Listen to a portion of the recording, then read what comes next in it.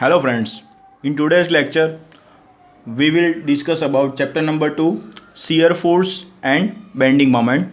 Okay, so in this chapter we will first discuss about types of beam.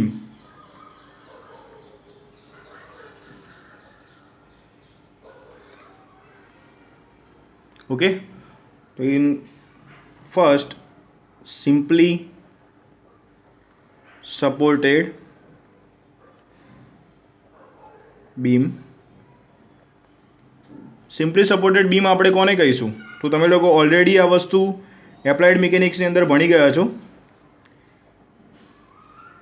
કે અહીંયા એ અને બી એ બી beam છે અને એને આપણે બે સપોર્ટ અહીંયા આપેલા છે એન્ડ ઉપર. તો આ જે છે એને આપણે કહીએ છીએ સિમ્પલી સપોર્ટેડ બીમ. ઓકે, એના પછી સેકન્ડ ટાઈપ છે કેન્ટિલીવર.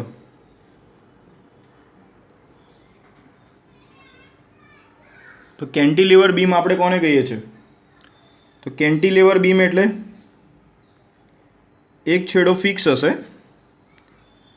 અને બીજો છેડો છે એ ફ્રી હશે. તેવા બીમને આપણે કેન્ટિલીવર બીમ તરીકે ઓળખીએ છીએ.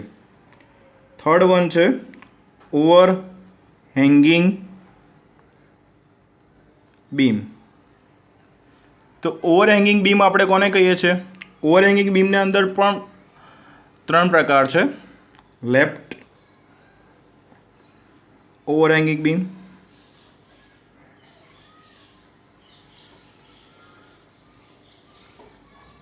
First one. સેકન્ડ વન છે રાઈટ ઓવરહેંગ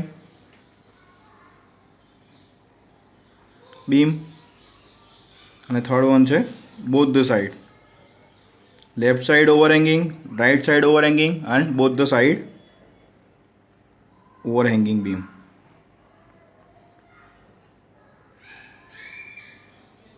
ઓકે, તો એમાં લેફ્ટ સાઈડ ઓવરહેંગિંગને આપણે ફિગર બનાવીશું. તો અહીંયા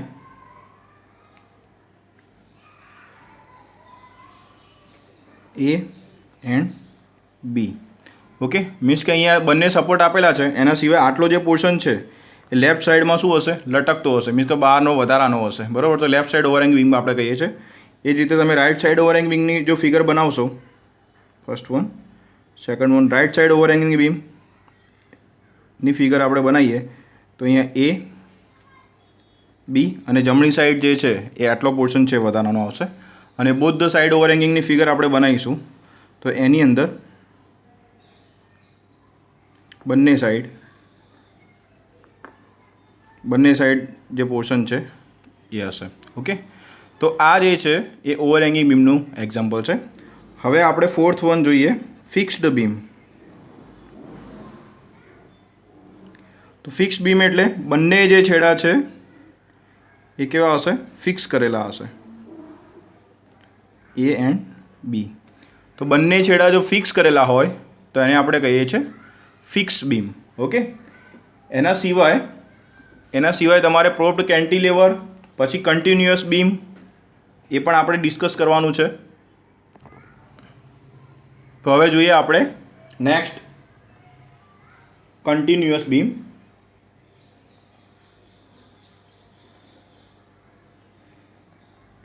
તો જે બીમને એક કરતાં વધારે સપોર્ટ હોય, બે કરતાં વધારે સપોર્ટ હોય,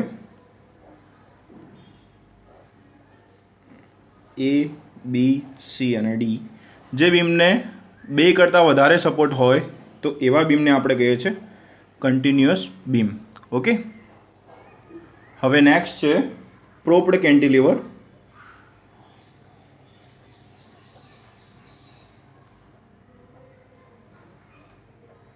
પ્રોપ્ડ કેન્ટિલીવર બીમ. તો અહીંયા કેન્ટિલીવર એટલે આપણે આ પ્રમાણે ડ્રો કરતા હતા અને પ્રોપ્ડ કેન્ટિલીવર એટલે નીચેથી અહીંયા આપણે સપોર્ટ આપેલો હશે. તો આવા બીમને આપણે કહીએ છીએ પ્રોપ્ડ કેન્ટિલીવર બીમ. તમારે એક્ઝામની અંદર બે ટાઈપના બીમના એક્ઝામ્પલ જે છે એ એક્ઝામમાં વારંવાર પૂછાય છે. એક આપણે simply supported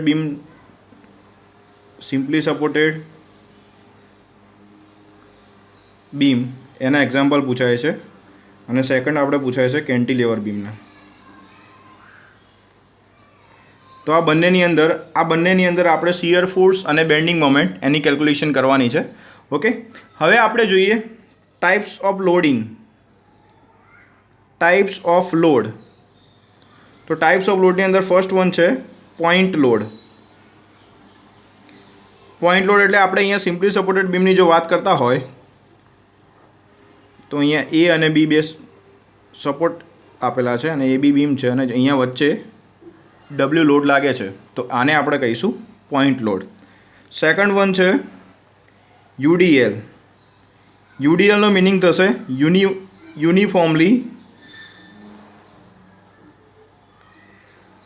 distributed load. Uniformly distributed load. Okay, તો આ જે છે યુનિફોર્મલી ડિસ્ટ્રીબ્યુટેડ લોડ એટલે તમારે આ પ્રમાણે બનાવવાનું છે.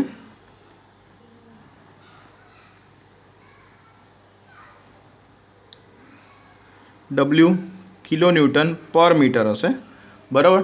અને અહીં આગળ તમને લેન્થ આપેલી છે, બીમની લેન્થ છે એ એલ છે. તો તમારે આ યુડીએલને પોઈન્ટ લોડમાં કન્વર્ટ કરવો હોય તો શું કરવું પડે? તો ડબલ્યુ કિલો ન્યૂટન પર મીટર છે અને લેન્થ એલ મીટર છે, તો તમે આ બંનેનું મલ્ટિપ્લિકેશન કરશો એટલે ડબલ્યુ કિલો ન્યૂટન પર મીટર અને મલ્ટીપ્લાય બાય એલ મીટર. તો અહીંયા મીટર ગયા તો તમને મળશે W kilo newton, W into L kilo newton. તો W into L kilo newton જે મળે છે એ શું મળશે? તમને પોઈન્ટ લોડ મળશે. ઓકે, તો યુડીએલનું તમારે પોઈન્ટ લોડની અંદર કન્વર્ટ કરવાનું હોય તો જેટલા પોર્શનમાં યુડીએલ લાગતો હોય અને એટલા પોર્શનમાં જે લેન્થ છે, બરાબર, એ લેન્થ વડે તમે શું કરશો? લોડને મલ્ટીપ્લાય કરશો એટલે તમને મળશે યુડીએલનું પોઈન્ટ લોડમાં કન્વર્ઝન. ઓકે, હવે નેક્સ્ટ આપણે જોવાનું છે યુવીએલ.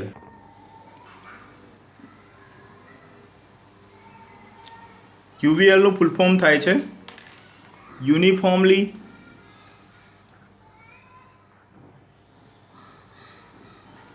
Varying load. Uniformly varying load. Okay, UVL જે છે એ કઈ રીતે દર્શાવ્યો હશે? તો આ પ્રમાણે બતાવવામાં આવે છે એ એન્ડ બી. યુવીએલને આપણે આ પ્રમાણે બતાવીએ છીએ.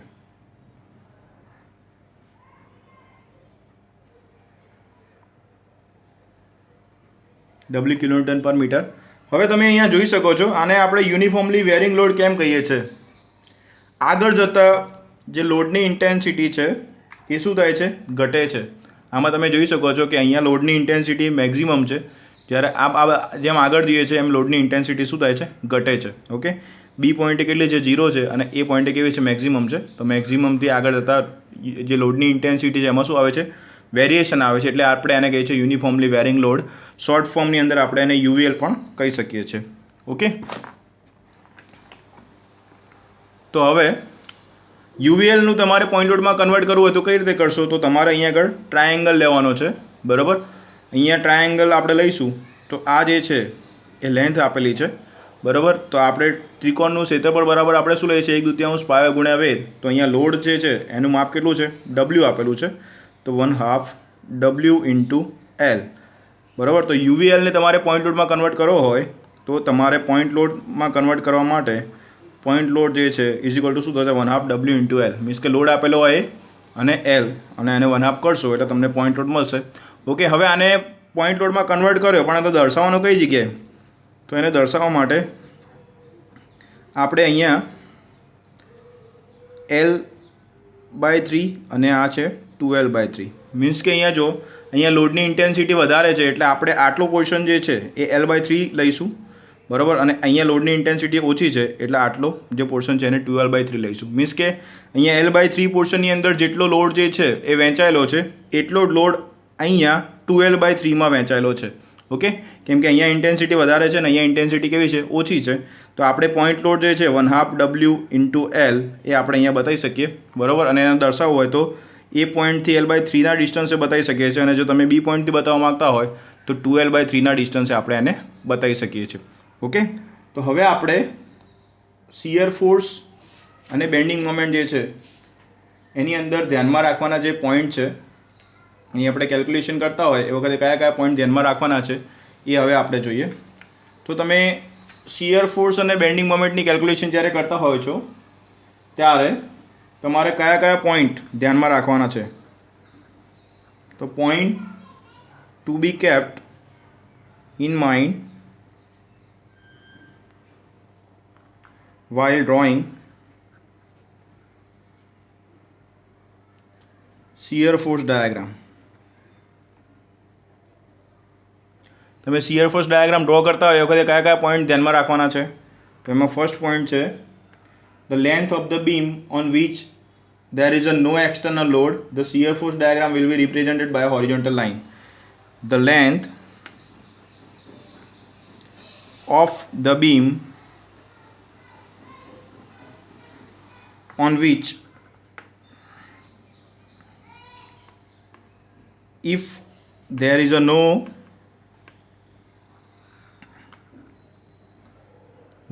external load, then the shear force diagram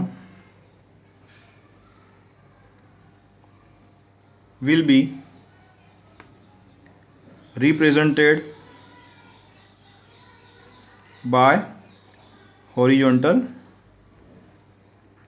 line. Means કે આપણે કેલ્ક્યુલેશન કરતા હોઈએ, જ્યારે આપણે શિયર ફોર્સની કેલ્ક્યુલેશન કરીશું, આ એક્ઝામ્પલ માટે ઇમ્પોર્ટન્ટ છે, એ વખતે જેટલા પોર્શનમાં લોડ લાગતો છે નહીં, બરાબર, તો એ પોર્શનની અંદર તમારે શિયર ફોર્સના ડાયાગ્રામમાં હોરિઝોન્ટલ લાઇનથી આપણે બતાવવાની છે, આડી લાઇનથી બતાવી શકીએ છીએ. સેકન્ડ છે the length of the beam on which UDL is acting.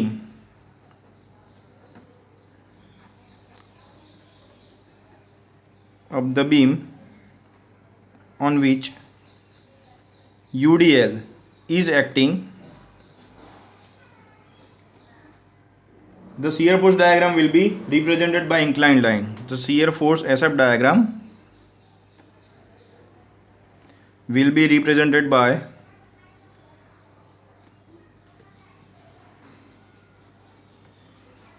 inclined line. Means કે મિત્રો શિયર ફોર્સ ડાયાગ્રામની અંદર જ્યારે યુડીએલ લાગતો હોય, અને યુડીએલ મીન્સ કે યુનિફોર્મલી ડિસ્ટ્રીબ્યુટેડ લોડ આપણે પહેલાં બી ડિસ્કસ કરી ગયા, યુડીએલ લાગતો હોય તો એવા કેસમાં આપણે શું કરવાનું છે? તો જ્યારે યુડીએલ લાગતો હોય તો આપણે એ યુડીએલને જ્યારે શિયર ફોર્સ ડાયાગ્રામમાં બતાવીએ છીએ ત્યારે ઇન્ક્લાઇન્ડ લાઇન વડે દર્શાવવાનો છે, બરાબર. આ બંને પોઈન્ટ તમારે યાદ રાખવાના છે. આના સિવાય પણ એક ત્રીજો પોઈન્ટ છે, એ આપણે જોઈએ હવે. થર્ડ પોઈન્ટ છે the section of beam at which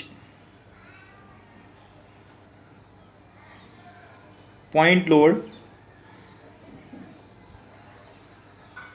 is acting, the shear force diagram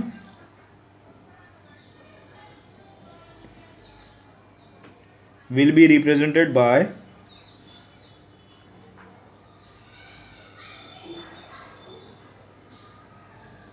vertical line.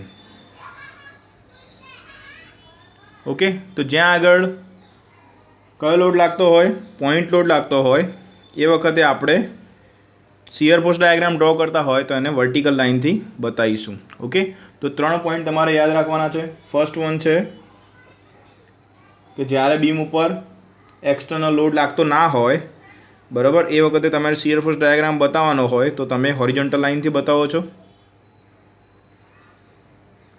બરાબર. યુડીએલ લાગતો હોય અને તમારે શિયર ફોર્સ ડાયાગ્રામ બનાવવાનો છે તો તમે ઇન્ક્લાઇન્ડ લાઇનથી બતાવશો, અને પોઈન્ટ લોડ લાગતો હોય અને તમે શિયર ફોર્સ ડાયાગ્રામ બનાવો છો તો તમે રિપ્રેઝન્ટ કરશો એને વર્ટિકલ લાઇન વડે. ઓકે, તો આ 3 પોઈન્ટ તમારે જે છે યાદ રાખવાના છે. હવે આપણે જોઈએ બેન્ડિંગ મોમેન્ટ જ્યારે બેન્ડિંગ મોમેન્ટ ડાયાગ્રામ દોરવાનો છે એ વખતે આપણે કઈ કઈ બાબતો ધ્યાનમાં રાખવાની છે. તો point to be kept in mind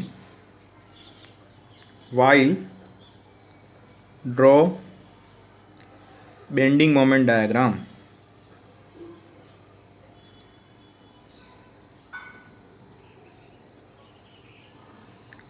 બરાબર, તો point to be kept in mind while drawing bending moment diagram. તો તમે જ્યારે બેન્ડિંગ મોમેન્ટ ડાયાગ્રામ બનાવતા હોય એ વખતે કયા કયા પોઈન્ટ ધ્યાનમાં લેવાના છે? બરાબર. તો કેન્ટિલેવર બીમની આપણે વાત કરતા હોય અને એમાં જો ફ્રી એન્ડ હોય, ફ્રી એન્ડ એટલે આ રીતે આ જે છેડો છે એને આપણે કહીએ છીએ ફ્રી એન્ડ. બરાબર. તો ફ્રી એન્ડ હોય તો ત્યાં આગળ આપણે બેન્ડિંગ મોમેન્ટ કેટલી લઈએ છીએ? 0 લઈએ છીએ. ઓકે. એ રીતે સેકન્ડ પોઈન્ટ છે, the length of a beam on which there is a no external load, the bending moment diagram will be represented by inclined straight line. બરાબર. તો પેલાની અંદર જો આની અંદર આપણે જ્યાં આગળ લોડ નહોતો લાગતો એ વખતે શિયર ફોર્સમાં હોરિઝોન્ટલ લાઈન વડે બતાવતા હતા.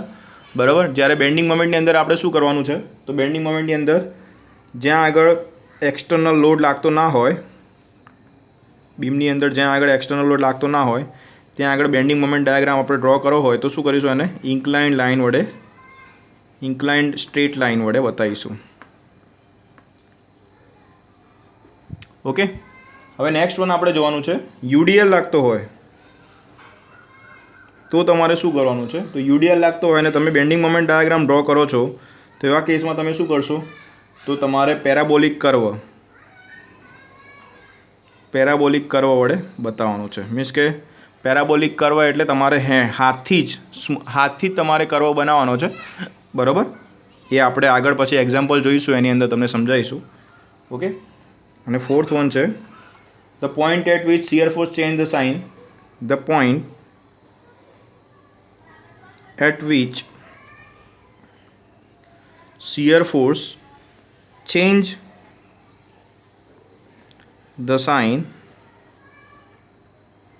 bending moment will be maximum. Means કે શિયર ફોર્સ જો સાઇન ચેન્જ કરશે, બરાબર, શિયર ફોર્સ છે એ પ્લસમાંથી માઇનસમાં જતો હશે તો એવા કેસમાં ત્યાં એ પોઈન્ટે બેન્ડિંગ મોમેન્ટ કેવી હશે? મેક્સિમમ હશે. બરાબર. તો તમારે આટલા પોઈન્ટ જે છે એ તમારે ખાસ ધ્યાનમાં રાખવાના છે. ઓકે.